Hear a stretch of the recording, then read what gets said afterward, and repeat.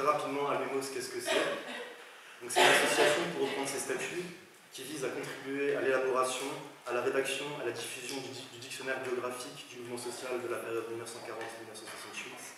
qui vise également à encourager à développer les recherches scientifiques autour de l'histoire du monde ouvrier et du mouvement social en Alsace, et de fait de favoriser la conservation des documents et des archives les concernant. Et de manière plus générale, elle cherche à faciliter les initiatives qui concernent l'histoire sociale et politique de l'Alsace contemporaine.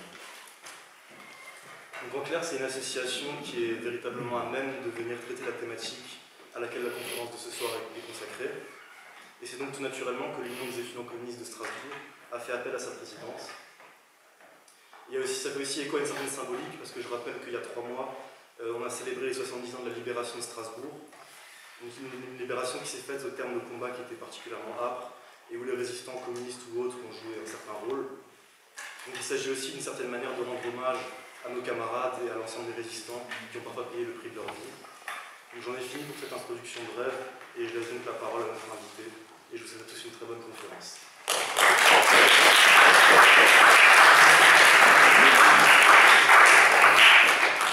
Alors, ne vous inquiétez pas, je suis en retard, mais je n'ai pas oublié mes papiers.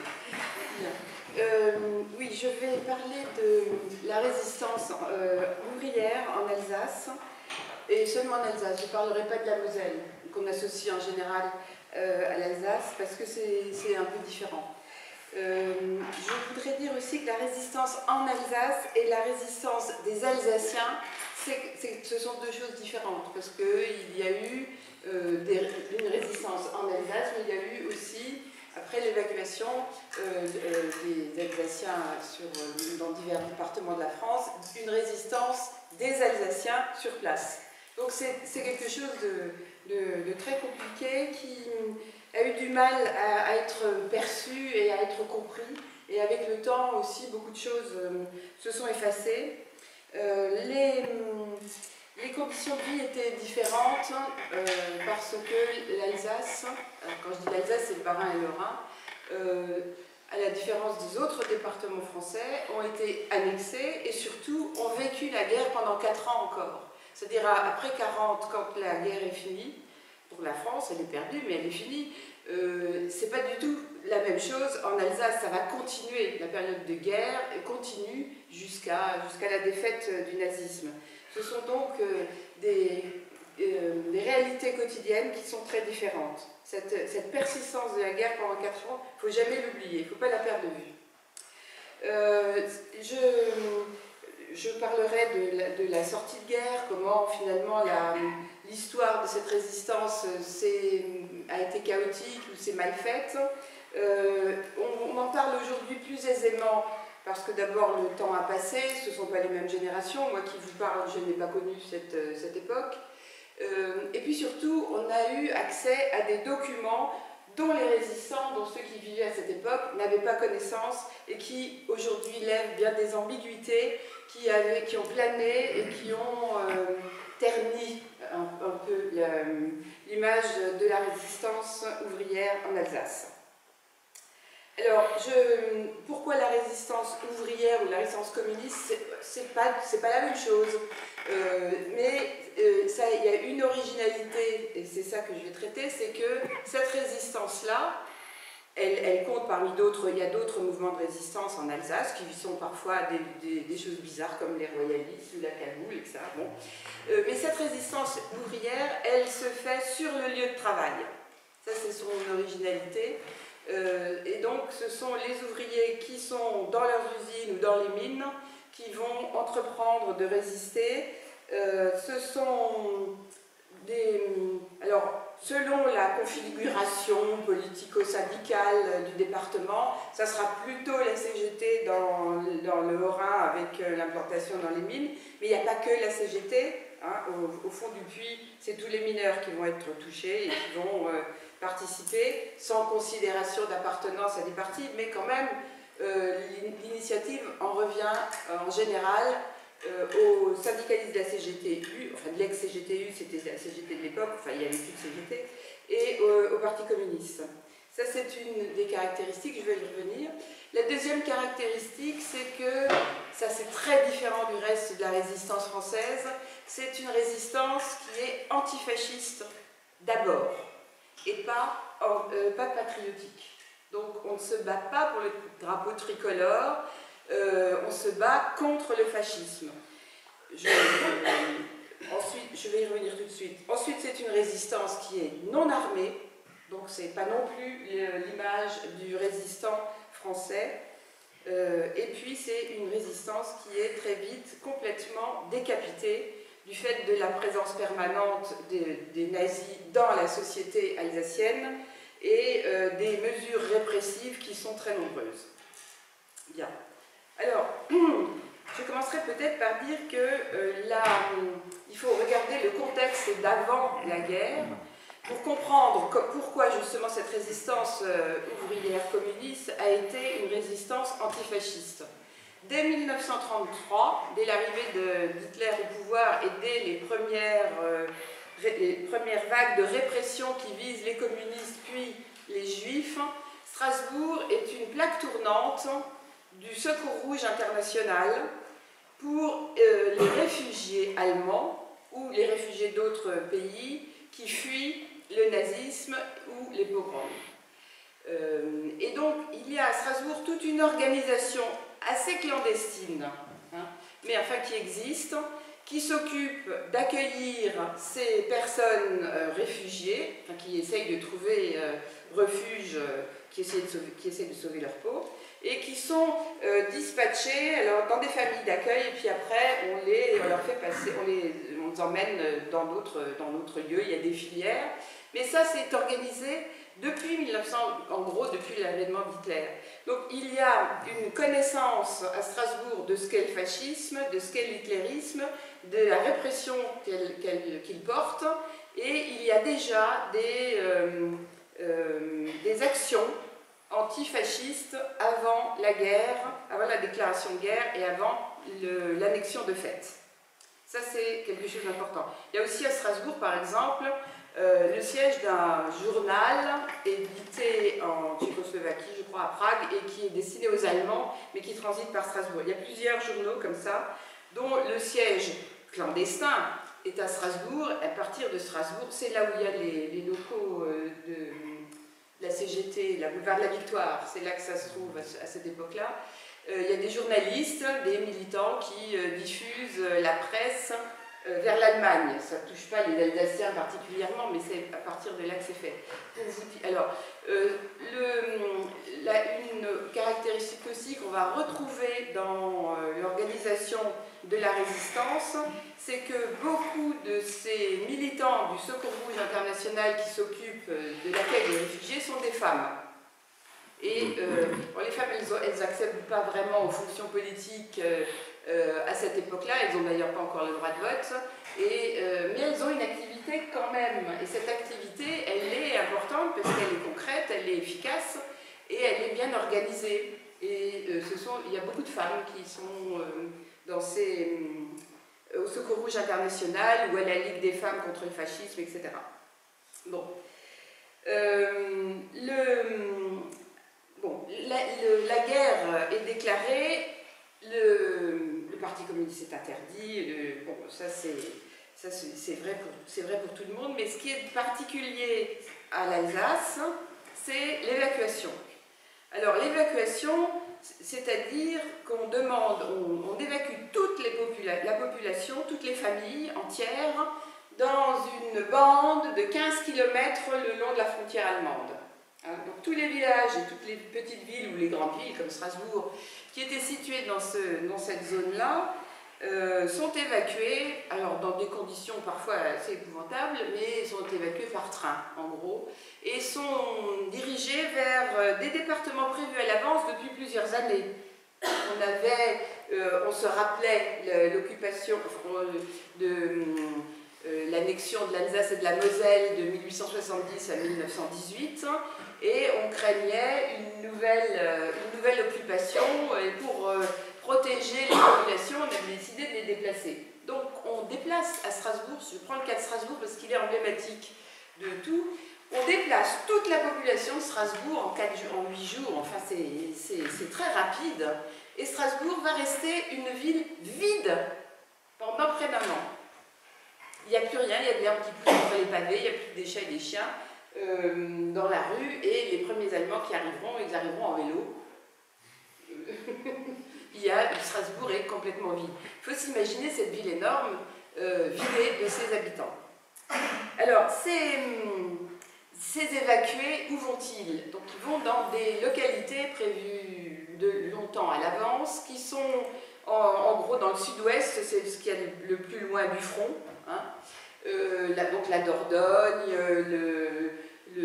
la Haute-Loire, tous ces départements du côté entre Lyon, on va dire, et le Tarn. Et ils sont accueillis dans des conditions parfois assez précaires, parce qu'il faut les loger, et alors on réquisitionne des maisons, ou des anciennes maisons abandonnées. Enfin bref, les Alsaciens, ils n'ont pas le confort qu'ils avaient à Strasbourg, avec le tout à l'égout, etc. Et ils ne sont pas toujours bien accueillis non plus, parce qu'ils parlent alsacien. Et ça, c'est difficile parfois. Parfois, ça se passe très bien, hein, mais c'est parfois difficile. Ils ont une indemnité journalière qui leur permet de survivre, parce qu'ils ont lâché leur emploi, sauf ceux qui étaient des cheminots qui ont été déplacés ici ou là, ou certaines entreprises. Mais dans l'ensemble, ils ont perdu leur repère, en tout cas pour ce qui est du métier. Et puis, il y a l'évacuation, c'est très important, de l'université à Clermont-Ferrand et de l'hôpital civil à Clerville. Donc c'est la Loire, et c'est le Massif central en gros.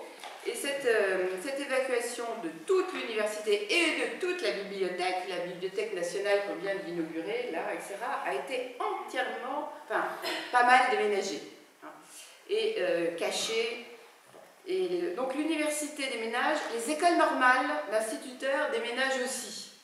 Alors je dis ça, c'est important parce que quand j'ai dit il y a de la résistance ouvrière, eh bien oui, il n'y aura que des ouvriers, ou à peu près. Parce que l'alliance avec les autres couches de la population, elle ne peut pas se faire, étant donné que l'université ne rentre pas, les écoles normales ne rentrent pas, et un certain nombre d'autres d'ingénieurs, je sais pas quoi, ne rentrent pas. Donc la collaboration de classe, si vous voulez, ou interclasse, ne va pas pouvoir s'organiser, ou très peu, en Alsace, du fait de cette évacuation. L'évacuation ne touche pas tout le monde. Alors là, il y a aussi une inégalité dans les situations. Certains, ceux qui sont en dehors des 15 km, ils sont là, et puis ils restent, et l'arrivée des Allemands dès l'arrivée des Allemands, ils connaissent l'annexion de fait. Ceux qui sont évacués, je reviens à eux, sont parfois mis dans des camps. On arrête les leaders de la CGT. On les interne par exemple, à Château-Sablou, en Dordogne. On met Charles Kaiser pour le Haut-Rhin, Albert Herbe. Albert Herbe, lui, c'est un cheminot, il sera dans la Haute-Vienne. Il y a aussi des camps militaires où un bon nombre de militants sont internés par les Français. Hein. C'est par exemple Aschbacher, qui est secrétaire adjoint de l'UD-CGT du Haut-Rhin, qui est interné dans le Tarn. Quand la guerre, puis il y a aussi la dispersion du fait de ceux qui sont, les soldats, ceux qui partent à la guerre. Donc les familles sont très désorganisées, la société est très désorganisée. Quand la guerre est perdue, la question se pose du retour. Est-ce qu'il y aura retour ou pas? Là, les Alsaciens ne sont pas tous informés de ce qui se passe. Il y en a qui pensent que ça sera comme avant, même si les Allemands sont là, parce que le traité, l'armistice ne prévoit pas d'annexion, hein, et surtout pas d'intégration des Alsaciens dans le Reich comme citoyens allemands. Hein. Donc ils discutent, ils hésitent, certains rentrent, d'autres ne rentrent pas. Ça, c'est un point important aussi parce qu'il y a des militants de premier plan qui ne rentreront pas. Je pense par exemple à Maune, qui est le secrétaire régional de la CGT. Il reste à Saint-Dié, il ne revient pas à Strasbourg. Il y en a d'autres qui rentrent et qui vont être immédiatement surveillés et parfois expulsés. Je pense à Robert Pata dans le Haut-Rhin, c'est un militant de premier plan de la CGT. Il est tout de suite expulsé dès juillet quand les gens commencent à rentrer. Il est expulsé de la même façon. On va arrêter dès juillet les militants du Haut-Rhin. Le Haut-Rhin, d'une façon générale, je dirais en conclusion, mais je vais déjà l'annoncer, paye beaucoup plus lourd la dette, paye beaucoup plus lourd la facture plutôt de la résistance. Donc Joseph Stella, qui est secrétaire des mineurs, Ernest Stahl, qui est secrétaire des cheminots, Paul Loublout, qui est instituteur, mais qui était le responsable de la JC à Wittelsheim, Wittelsheim. Tout cela sont soit arrêtés, soit Paul Loublout, il est muté. Il est muté d'office. C'est un des premiers arrêtés et c'est pas encore. Les nouvelles structures allemandes ne sont pas encore tout à fait mises en place, donc on lui annonce que il va être muté et qu'il doit signer son papier. Il signe son papier. Ceux qui ne signeront pas le papier se dépêcheront de quitter les instituteurs, le département du Haut-Rhin ou du Bas-Rhin pour éviter cet enrôlement de force dans l'institution scolaire allemande qui les engage vis-à-vis du Reich, plus ou moins. Enfin, bon. Donc il y a par exemple aussi le jeune Beer, René Beer, qui sera une des premières victimes décapitées des Allemands. Il a quoi, 18 ans, 19 ans, et il est muté à Karlsruhe. Ça va servir après, je vous l'expliquerai. On arrête aussi le député communiste du Front Populaire, Alfred Daul, et le 22 septembre, on arrête Marcel Rosenblatt, secrétaire régional du Parti communiste, qui a la mauvaise idée de rentrer à Strasbourg. On l'attend devant sa porte. Il arrive le 22, il est arrêté le 22 au soir. À l'époque, il habite encore près de la gare. Il a toujours habité là d'ailleurs. Bien, donc il y a des expulsions, il y a des arrestations, il y a des déplacements. Et puis, alors il y en a auxquels on ne touche pas beaucoup dans un premier temps, ce sont les mineurs et ceux qui sont dans des industries qui peuvent être transformées en industries de guerre. Je pense à l'industrie mécanique, etc. Il y en a beaucoup dans le Haut-Rhin, mais il y en a aussi dans le Bas-Rhin. Donc dans un premier temps, on les fait travailler avec des conditions un peu différentes, parce que dans les mines, il n'y a pas d'Allemands. Dans les mines, les Allemands mettent des prisonniers polonais, des prisonniers de guerre et les Français. Ça sera plus facile d'organiser la résistance là qu'à la SACM, c'est-à-dire à la Société alsacienne de construction mécanique. Il y en a deux, il y en a une à Mulhouse, il y en a une à Strasbourg, où là on met des Allemands et qui vont surveiller tout le monde. Donc les Allemands vont s'infiltrer ou être imposés très rapidement à tous les étages de la société, et l'organisation nazie va se répandre avec toutes ces ramifications dont on n'a à peu près pas l'idée, puisque quand vous regardez l'organigramme de ce qui va s'imposer sur la société, c'est complètement hallucinant. Il y en a pour tous les âges, toutes les fonctions, tous les quartiers. Alors vous avez, en fonction de là où vous habitez, eh bien, par groupe de 100 personnes, ils appellent ça un bloc, on va dire un immeuble, et un chef nazi. Au-dessus, il y a une autre section, plus ça monte, etc. Et puis après, c'est diversifié. Il faut appartenir à une organisation nazie, c'est obligatoire. Donc c'est soit le parti nazi, mais ça s'attend peu d'Alsaciens, soit d'autres organisations, et celle qui semble la moins compromise ou compromettante pour les Alsaciens, c'est la NSKK. Alors ne me demandez pas de le dire en allemand, je ne peux pas. C'est l'association des conducteurs de ce genre d'automobile club de l'époque.